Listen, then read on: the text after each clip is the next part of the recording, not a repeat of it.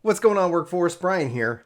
Chris here. And today we're bringing you another interview brought to you by Impulse Gamer. They are the ones who wrote this down, put these questions together, and as always, we'll include a link in the description. Please go give them some clicks, show them some loves. These page views go a long way. So, without further ado, let's just go ahead and dive right in. So much information, so much excitement for Endwalker. And what we got? What do we got for our first question, Chris? So this is going to be about lore and story. And so with the new expansion, Endwalker, coming out later this year, which concludes the almost 10-year saga, we take some time to ask Final Fantasy Director, 14 director and producer Naoki Yoshida some questions related to lore and story of the widely popular MMO. Question 1. The Final Fantasy series has been known to have many racist cultures and new ones being introduced with each title. What process does the team go through when creating new races and introducing ones from previous games into Final Fantasy XIV? All right, so Yoshi says when we use the term race in 14, in reality, there are more broadly two meanings behind this. The first is the race of the player him herself can select from the basis of their customization of the avatar, and the other refers to the NPC races that appear within the game. In the case of the former, it is no easy feat to add new races, and if we were able to do so, we'd need to prepare that so that several thousands of items of available as gear can be properly equipped. And this on top of developing the unique motions for emotes and standing and walking and running and the attack stances. This doesn't only entail a huge development cost for implementation, but it also requires us to continually support those races in future updates. So as a result, when we considered the addition of new playable races, we have to factor in how our workload will multiply. And as such, this only happens in the extremely limited basis, and the deliberations about implementing it, whether it would start only after I place a request to let the cost be calculated. Sorry, that is just, you think about the multiplicity of it, and it is just astronomical. We've already approaching the limits in terms of maintaining a healthy balance between the operation costs and the quality of the gameplay experience, so it could be said that adding any more playable races would be quite a challenge. Of course, I do understand the benefits of expanding the options available to players and their scope of roleplay. On the other hand, the addition of NPC races is, compared to the playable races, a somewhat enjoyable process because for the development team. This isn't thanks to the factors such as the character's gear being fixed and that the developers behind benefiting from a degree of control over the emotes. But again, it's only enjoyable in comparison. Typically, we brainstorm for ideas alongside our efforts in the formatting of this story when we're working with the new expansion. So by considering questions such as which regions will we focusing on and what unknown cultures await therein, since I also participate in the scenario team and I will consolidate on the basis of ideas and consult with the graphics team after that. Now, as for the final steps, such as the design, the emote, and the motions, in the case of races that have appeared in the Final Fantasy series before, we thoroughly do our research before deciding on those races' physique and preparing several samples for their movement, all the while considering their stance of the lore. From there on, we enter the stage of incorporating all the fine details. As one example, where we were implementing the Viera from Final Fantasy XII, we checked their prerequisites in advance and also had their creator, Mr. Yoshami, and I'm sorry if I'm butchering the name, kindly provide his support in this regard. After deciding on the physique and the lifestyle of the race, we determined their movements. Simply put, the process started from formulating the basic identity of the Viera as an aesthetic race of hunters. Athletic. Thank you very much for correcting me. I should have you on every video. That word just made a bit bigger of a difference than most. Like, I wish, the one thing this doesn't tell me is I wish he told me, like, how long is that process? Is it 24 months? Is it 12 months? What do you think? I bet it's hard. I bet it varies on can they use other existing assets? Is it in somebody's wheelhouse?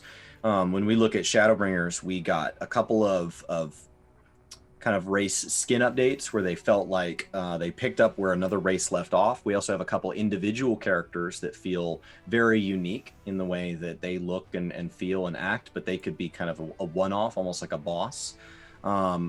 You look at, and then of course you have the introduction of Viera and you have the introduction of Roth, and so as playable, and they said at the time that we would not get more playable races, that Right. was it, that's the end.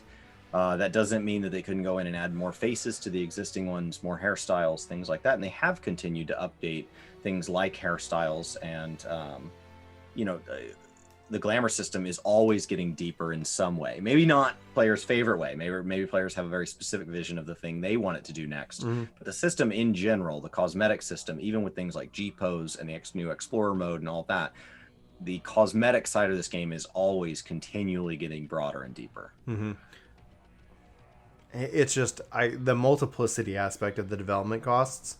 Oh, every piece of gear has to have, like, here's the variety of options that entails, and then that becomes just a multiplication factor for animations and so much more that Chris is tired. He was at a wedding late last night, so I'm glad he had fun.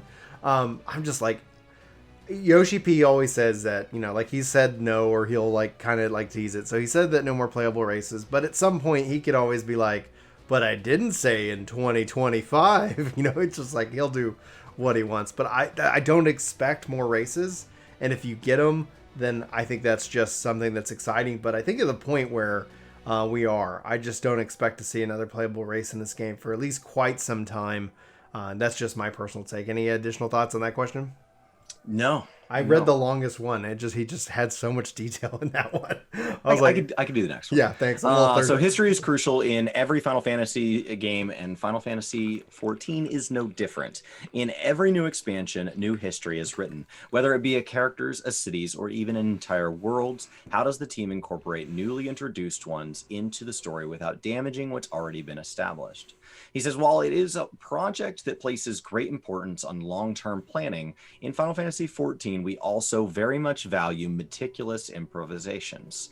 As a result, when it comes to the history that will be laid out in the main scenario, we endeavor to plan at least 2 years in advance.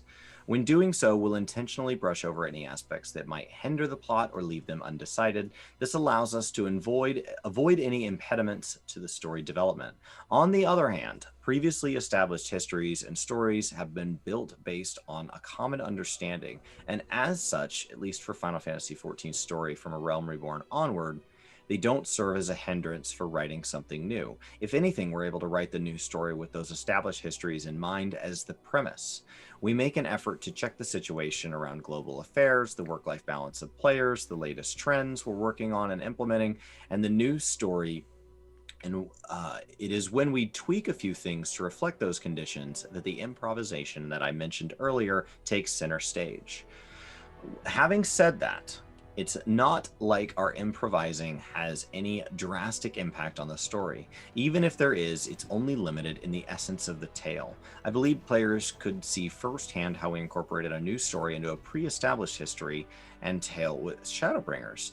It is very much of the rich history that a story becomes more interesting. It's the same as life, really.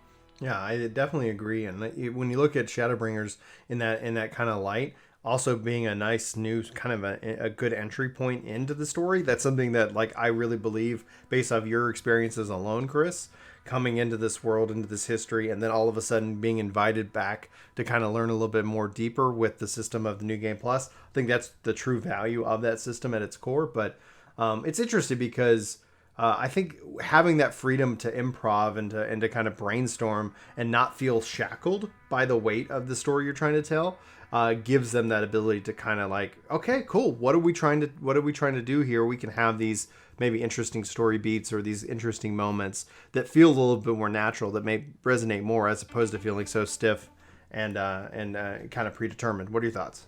It gives a good amount of flex to localization teams too. Things like quest names, things like pop culture references. Some of that stuff is global, right? We had a seasonal event that touched on kind of, if there was kind of a global pandemic-esque, if there was a disease that we all had to deal with that could kind of act as an equalizer, like, imagine that. Yeah. Occasionally they can respond to something that affects us all. But occasionally they can respond to something that taps into, like, just very human condition things, right? Understanding what it's like to be in certain relationships and things like that, where it's just part of the human experience. But the localization team can go a whole lot deeper. They can make make jokes. They can, you know, as games get bigger, you can start to refer to various things that have happened within things that players or content creators have done. You can play jokes off of memes. You can make references to various people like Yoshi-P himself. You can make call outs to all of these things, and it doesn't have to impact the actual journey of the Warrior of Light. Like, it doesn't have to, but it can also kind of help us understand that in a deeper way, especially when that stuff goes and gets placed behind a beast tribe or behind a side quest, or is tied to a seasonal event or a side story like Sorrows of Orlit, which does build on our world and build our understanding of the characters involved, but they can really take it way out to get to their point, because the timeline isn't so directly impacted. Absolutely. All right, so with the new, with each new expansion, new themes are introduced and are focused in on. How does the team decide on which themes to focus in on with each new expansion? And Yoshi says a major theme and for the expansion would be to first convey from me as the game director to the development team. Although it is somewhat difficult to describe my personal decision-making process, it could be surmised as requiring a sense of surprise and fun.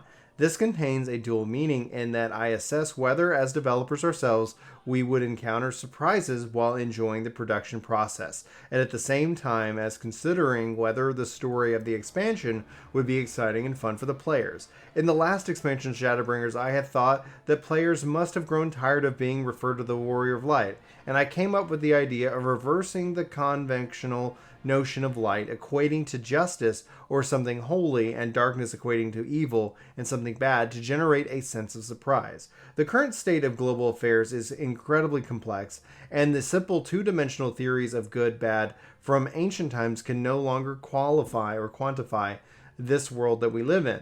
As such, a large factor that contributed in the selection of these themes is that I thought it would cultivate new values and a new sense of realization within myself, and change perspective and carefully considered the other party's arguments in regard to a given event. Half of the time, these things are born from one's intuition and flashes of inspiration. I guessed as much, but it really is hard to explain. He laughs. And I laugh too, because it kind of makes I me think laugh. that's, I mean, I have tried to get involved in the story many times, and I think that's what caught me this time, is that you could put yourself in the shoes of even the people that you were set to fight, you were set to disagree with, right? We could literally go, this expansion made it possible that if the story needed us to, we could go into a trial fight, not necessarily sure that we wanted to fight that person, and not in the same way that, you know, when I talked about Copperbell Mines, in that, like, there's something ethically I disagree with. It's that I empathize. I still believe we need to be there, but I'm conflicted because it's a deeper issue. It's not such a blatant, Copperbell Mines was very you know, do you think slavery is bad? Yes, no. And Right. that's it. That's not that complex of an issue. It's, you know, we as society have gotten pretty good at deciding where we stand on that. This is much more of to what degree would you go to save your people, and what happens if other people are in the way? To what degree would you act outside of your own morality if it meant you could take care of those you care about? These are issues where it's no longer black and white. There starts to be gray areas where bending a rule to do what you feel is ultimately good becomes something worth considering, and it happens on both, you know, it can happen on both sides of a story. And so they've addressed that, you know, characters can feel conflicted about the positions they're put in, and they can be making the best of the information they have at the time and the best of the situation they're in, and as that information changes, they can regret past actions that were made based on information that may have been faulty. And these are things that happen in the real world. It's what makes conflict and politics and stuff so hard, is that as your perspective changes, you change your mind. Everybody goes, well, that means that you were wrong before. It's like, well, not necessarily. Like, I was acting on my best intentions and the best information I had available at the time. I can't go back and be the person I am now. Yeah. And I think it's interesting to have a game that tackles that, and it made Shadowbringer's story much more impactful to me than I thought an MMO story could be, in a place where you can't have true player agency because you need 20 million accounts to all end up at the same fight. I thought they did a really good job of at least showing us why where we end up was a tough set of decisions. Well said. I mean, well said. I don't have anything to add. Okay. There has been set characters that have been around Final Fantasy XIV since A Realm Reborn. These characters show up in every expansion as important, and we see them change over time. What process does the team go through to develop these characters without being too jarring to returning players? In a similar fashion to the lives of players, these characters develop and change as a result of experiencing their share of troubles. Encounters and farewells with others throughout the story, the development team very much cherish Final Fantasy XIV's NPCs and express those feelings through the chronological narrative. Accordingly, by picking up where they left off and progressing through the main story, even returning players are able to feel the changes of those NPCs. There is no drastic process in particular, and by depicting those changes in the story, both returning players and current players end up with a comparable understanding towards the characters. There aren't many who would skip a few seasons of a TV drama and start watching from the middle, now are there? Yes, and on that note, though, but with Shadowbringers having the characters kind of already be established in this new world, in a way, we're also getting to know them again for the first time because time has passed. Where we were going kind of hand in hand, shoulder to shoulder with them through these fights, all the way up to Shadowbringers, depending on when they were called over to the first. They had been there for quite a while and have established, and their personalities evolved. Their motivations might have changed for some reason. So there was a reintroduction to these characters. So if you had that past experience, it was interesting to see their development. If you hadn't, it was also a good way to be reintroduced to them. And I thought that was pretty intelligent from the writing team, in my opinion. They have a balance because on one hand they're a TV show, right? And nobody's going to skip a few episodes and then just hop in. Yeah. Because it's episodic in nature. On the other hand, they produce content primarily on a 2-year repetitive cycle, and so they actually fall closer to, in some ways, to something like a Marvel franchise, where every year or 2 years we get this major content dump in the form of a new movie, in the form of a new video game, where there's all of this canon introduced in one big wave, and then we go radio silent for a bit to kind of process it. Mm-hmm. And so in another way, each movie acts as a new introduction point to fans, and then during that 2-year cycle they say, hey, as you have downtime, feel free to purchase our other movies. And so I think they have a tough thing to balance here, in that you do want to show growth and you do want it to be cohesive, and you want to show that that's respected. And I think that's shown. On the other hand, it's a bit jarring when it's too big. As somebody who's playing Shadowbringers and ARR at the same time, the voice acting is drastically different where it does exist. And so not only are there tonal differences in the character themselves, but like even the difference in things like voice acting, for people that played 1.0, some of these characters physically look different. Minfilia is one that people constantly point out. If you Google Minfilia from before and Minfilia now, there is a substantial transformation that's taken place. And so you do want it to feel cohesive, but you also want it to feel like, just because you weren't here 10 years ago doesn't mean you're not allowed to come be a part of this and come be invested. And if you buy a skip potion, you're not going to be on the outs forever. Like, there is an invitation to come join, and then we're happy to have you go back. And just like the Marvel movies, there's no previously on. Marvel movies just jump right in. They're like, hey, it's up to you to choose whether you want to watch our 20 plus movies to get caught up for this big movie. Oh, and we're going to keep doing it. Sounds good. All right, so classes' jobs are important in almost all Final Fantasy games. Final Fantasy XIV, they are crucial as a tool for both new abilities and story. Each class has their own storyline, and it develops with new expansions. How does the team decide on what class to pick from previous Final Fantasy games and write storylines for? And Yoshi says, for jobs that form a large part of the player game's experience, we conceive them upon placing greater importance on the game experience rather than the story. This is because any constraints relating to the story would be detrimental to the game experience. As such, even though the Warriors of Light job changes in the movies for each expansion story, we don't necessarily put the new job in the spotlight. For Shadowbringers, I had requested Dark Knight in order to depict the pivotal role of the Warrior of Darkness. In contrast, the new Gunbreaker and Dancer jobs for Shadowbringers were decided upon after I discussed with the battle system team, and we opted to incorporate new jobs for balancing battles, which adequately addresses requests from players. We already actually decided the job first and then devised the story that fits well within the game's universe. Each of Final Fantasy XIV's elements are not necessarily determined based on a single direction, but instead differ depending on whether we wish to place importance on the story experience or alternatively the game experience. Of course, I am very grateful that the battle team who have the first say kindly consider the mood of the expansion and the story direction when reviewing the possibilities for new jobs. So obviously now we know we're getting Sage. That's heavily requested from the player community, and we assume healer. A fourth healer, yeah, absolutely. And then we're getting another melee, physical melee, which is surprising because from a mathematical perspective, it's like, well, will they? Oh, now we'll have 5 in that category. So it's exciting to see. I know and the fact that it's going to share. He looked at it more instead of the roles, the gear itself. So it looks like that obviously heavily incorporating player feedback and heavily incorporating looking at the overall balance and what the game has to offer in terms of kind of the direction that they're going to go. So any thoughts you want to add to that? I think that it's interesting to think about them using the right tool for the right job. So sometimes for the marketing material that showcase the trailers, we focus on a certain job, whether it's us or an NPC, a friend or something that makes a change. That is about setting a theme and setting hype. And so you pick whatever job will generate the right hype and set the right tone and the right message. But then in the narrative, you go a different direction. So in Shadowbringers, I've said time and time again that I feel that the story was foremost written with a lot of respect for warrior, for what is made apparent reasons. But there are other jobs that are present throughout the story and have key moments in key cutscenes, and it's very clearly a job. It's not an NPC doing something we can't do. It's no, they're doing a thing that we do.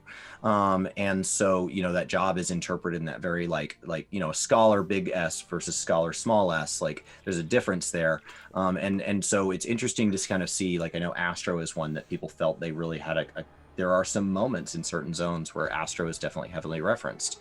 And then when we look at gameplay, that is yet a third thing. That is yet a third balance. And even though I felt Shadowbringers was written for warrior, obviously when you go look at Savage World Firsts, our one and only ultimate of Shadowbringers, warrior really, was not, you weren't seeing double warrior world first comps.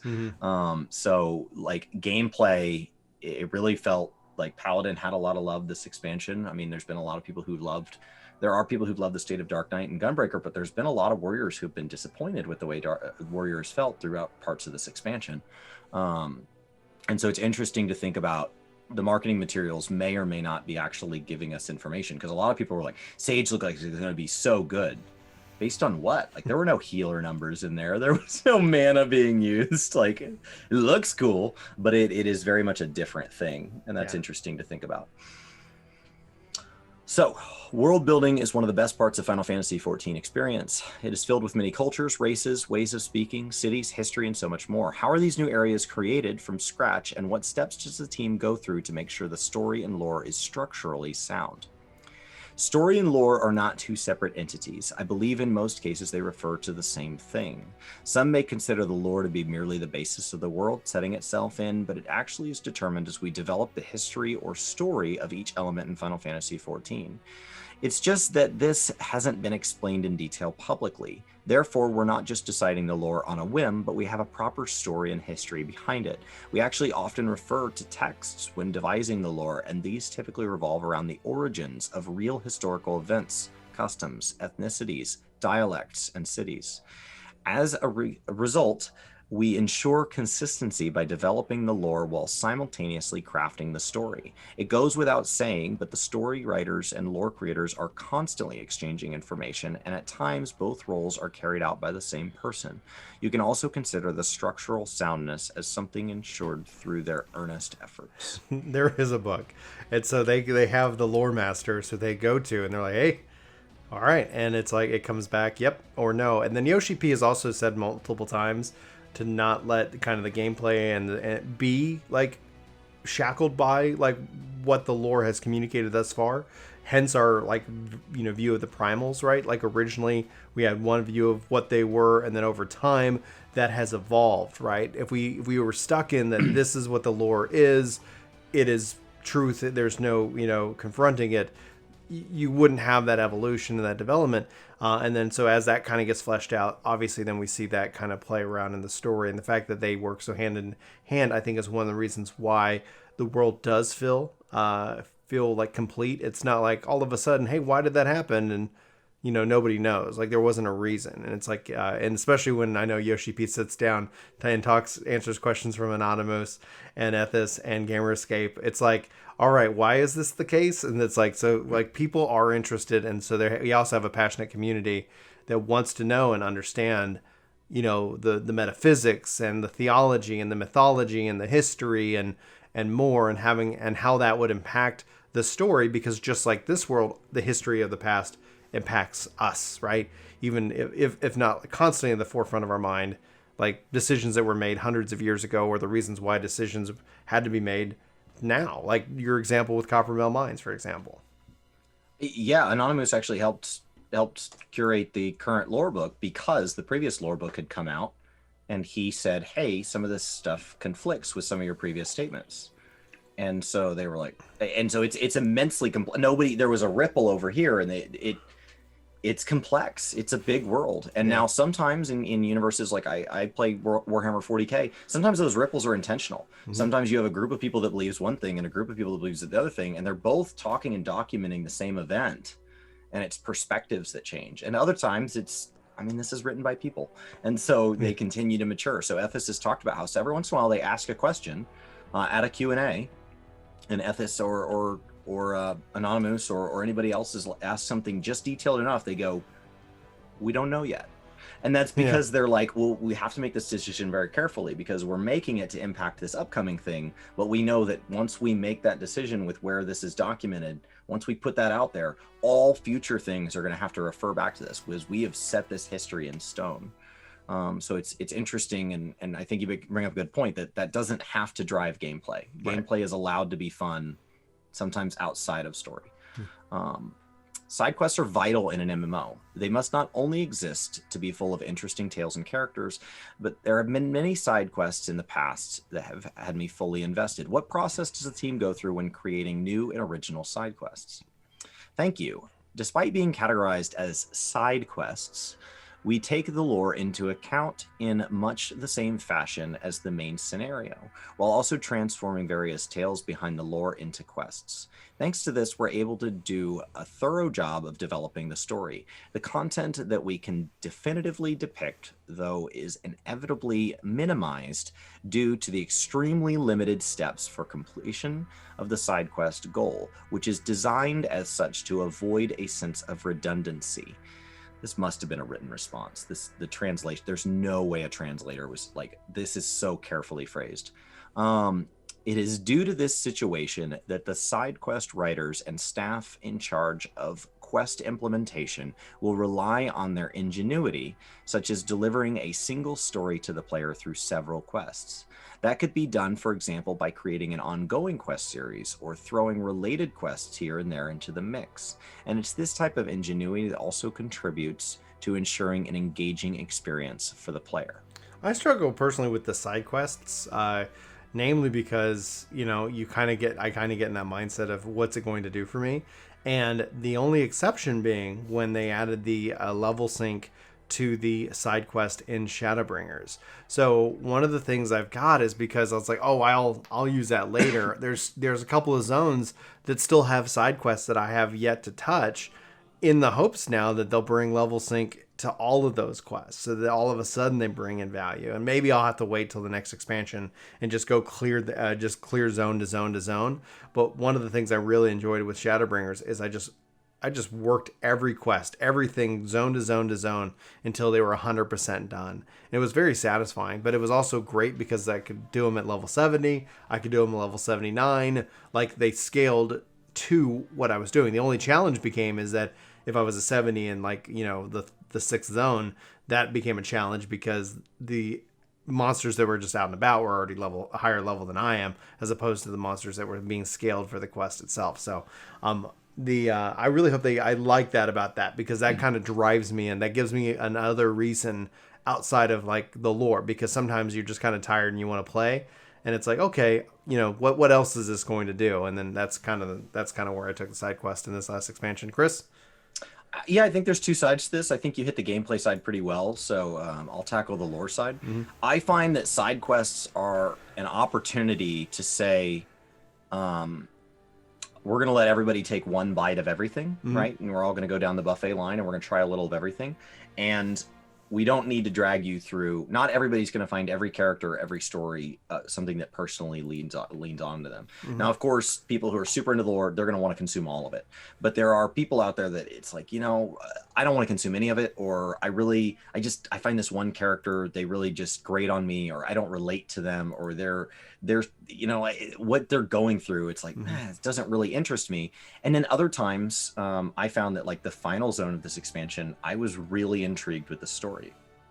And the first or second zone of the expansion, I really wasn't. And so what you can do with side quests is effectively, I can take the zones of this expansion that most interested me, and I can double or triple the amount of content I get out of those zones. And then out of those first zones, I could just leave those. Like those exclamation points could stay there for the rest of time, and there would be nothing wrong with that. So I think side quests are a great chance for them to kind of, if there's a particular character, whether it be a side character tied to the NPC or one of our mainline characters is off doing something, we established like there were governmental changes affected by things, and there were people who had their role in society change. And as their role in society changed, that was a drastic amount of character development that the MSQ didn't really address. You just took this person that wasn't a thing, and now they are a thing.